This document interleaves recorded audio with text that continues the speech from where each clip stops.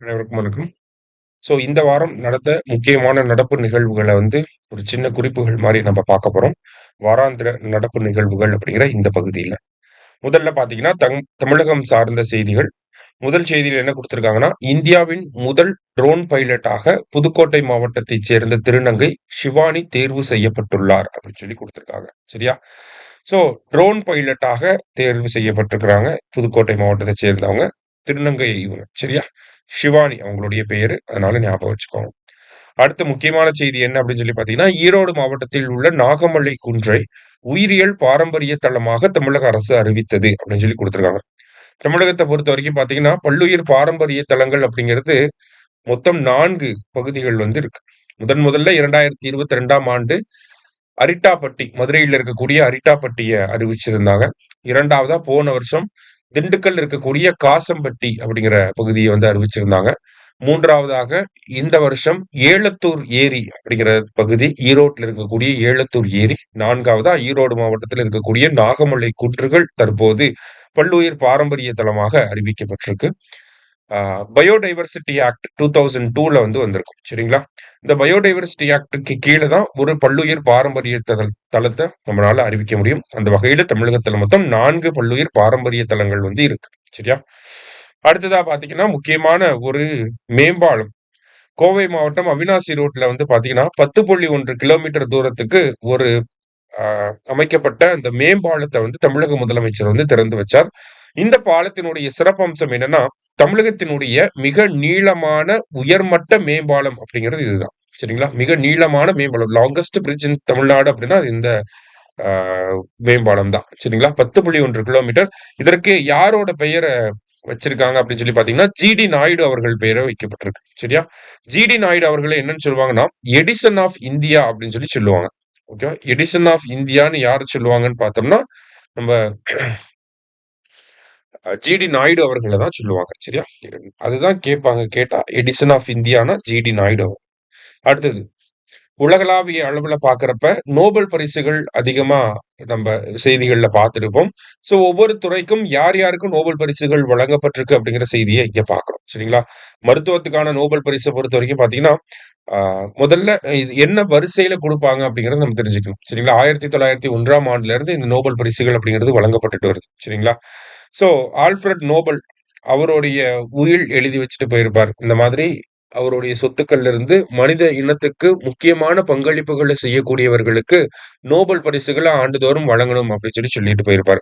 அந்த வகையில முதல்ல பார்த்தீங்கன்னா, மெடிசின்க்கான நோபல் பிரைஸ் குடுப்பாங்க. அதுக்கப்புறமா பிசிக்ஸ், கெமிஸ்ட்ரி, அதுக்கப்புறமா லிட்டரேச்சர், அதுக்கப்புறமா அ அமைதிக்கான நோபல் பிரைஸ், பீஸ் பிரைஸ், கடைசியா எக்கனாமிக்ஸ்க்கான நோபல் பிரைஸ். இந்த ஆர்டர்ல தான் வரும். இந்த ஆர்டர்ல தான் அனௌன்ஸ் பண்ணுவாங்க. சரியா? இதுல அமைதிக்கான நோபல் பரிச மட்டும் பார்த்தீங்கன்னா, நார்வே அப்படிங்கிற நாட்டுல இருந்து வரும். மத்தது எல்லாமே ஸ்வீடன் நாடு தான் அறிவிப்பாங்க. இந்த விருது வழங்கக்கூடிய செரிமோனி எப்ப நடக்கும்னா, டிசம்பர் 10ஆம் தேதி நடக்கும் எப்பயுமே. சரியா? சோ, இந்த வருஷத்துக்கான மருத்துவத்துக்கான நோபல் பரிசு யாருக்கு வழங்கப்பட்டிருக்குன்னா, மேரி பிரிங்கோவ், ஃப்ரெட் ராம்ஸ்டெல் அண்ட் ஷிமோன் அப்படிங்கிற இந்த 3 பேருக்கும் வழங்கப்பட்டிருக்கு. இயற்பியலுக்கான நோபல் பரிசு அமெரிக்காவை சேர்ந்த ஜான் கிளார்க், மைக்கேல் டியோவர்ட், அடுத்தது ஜான் மார்டினிஸ் இந்த 3 பேருக்கும் வழங்கப்பட்டிருக்கு. அடுத்ததா பார்த்தீங்கன்னா, இலக்கியத்துக்கான நோபல் பரிசு பார்த்தீங்கன்னா, லாஸ்லோ கிரஸ்னோர்காய் அப்படிங்கிறவருக்கு வழங்கப்பட்டிருக்கு. இவர் ஹங்கேரி நாட்டை சேர்ந்தவர்.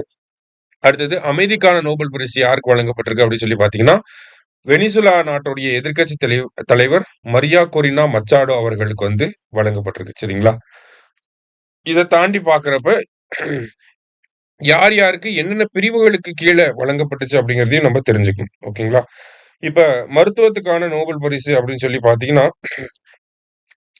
ரெகுலேட்டரி டி செல்ஸ் அப்படிங்கிற அந்த ஒரு கண்டுபிடிப்புகளுக்காக வழங்கப்பட்டுச்சு. ஓகேங்களா? ரெகுலேட்டரி டி செல் அப்படின்னு வந்தாலே அது மருத்துவத்துக்கான நோபல் பரிசு அப்படிங்கிறத தெரிஞ்சுக்கணும்.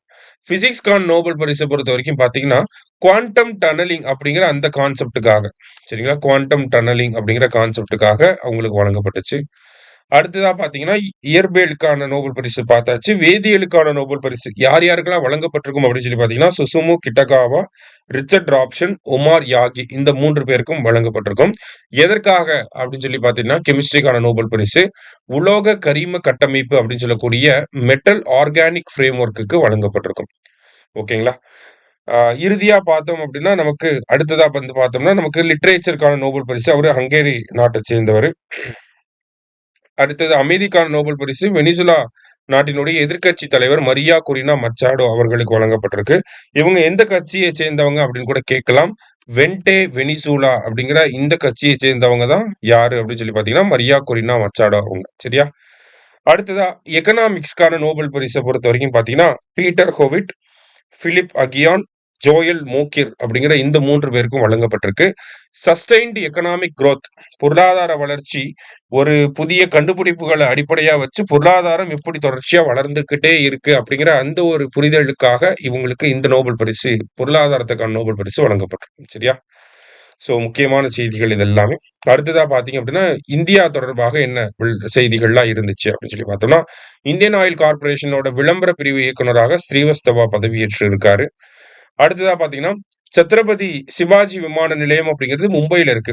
ஸோ அங்க பேசஞ்சர்ஸோட ஹேண்ட்லிங் கெப்பாசிட்டி எக்ஸீட் ஆனனால, புதுசா இன்னொரு விமான நிலையம் வந்து கொண்டு வந்திருக்காங்க. நவி மும்பை அப்படிங்கிற பகுதியில. ஸோ அத நம்மளுடைய பிரதமர் வந்து திறந்து வச்சிருக்கிறார். அந்த செய்திய தான் இங்க குடுத்திருக்காங்க. நவி மும்பை விமான நிலையம் அப்படிங்கிறது தான் இப்போ வரைக்கும் பெயரா இருக்கு. எந்த ஒரு தலைவரின் பெயரும் இப்போ வரைக்கும் சூட்டப்படாம தான் இருக்கு. சரியா? அடுத்து இந்தியாவுக்கான புதிய அமெரிக்க தூதராக செர்ஜியோ கோர் அப்படிங்கிறவங்கள நியமனம் செஞ்சிருக்காங்க அமெரிக்க அதிபர் ட்ரம்ப். அடுத்து இஸ்ரேல் ஹமாஸ் அமைப்பினருக்கு இடையே ஒரு போர் நிறுத்த ஒப்பந்தம் அப்படிங்கிறது கையெழுத்தாயிருக்கு. ஸோ இது எல்லாமே பார்த்தீங்கன்னா முக்கியமான செய்திகளா இருக்கு. ஓகேவா? அடுத்ததா பார்த்தீங்க அப்படின்னா, நமக்கு விளையாட்டு செய்திகள் அப்படின்னு சொல்லி குடுத்துருக்காங்க.